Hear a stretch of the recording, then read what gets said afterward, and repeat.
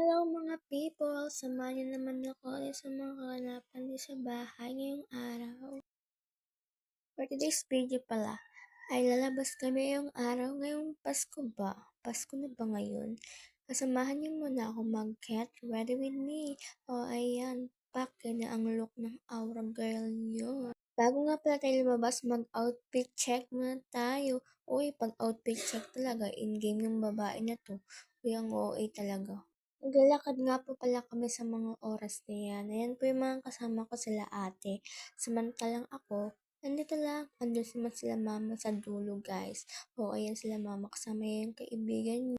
Malapit nga lang pala yung palengke sa lugar namin. Kaya yan, malapit na kami. Nakikita niyo ba yan guys? Namimili na kami ng gagawin yung salad. Hindi namin akalaan na marami palang tao ngayong Pasko guys.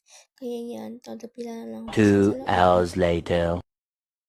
Fast forward nga po pala yun yung pinamili namin sa A-Mart.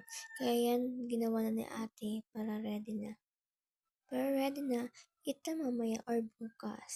Kaya, hintayin nyo na lang yung next vlog ko guys. Bukas or mamaya. Panoorin nyo nga muna hanggang dulo guys.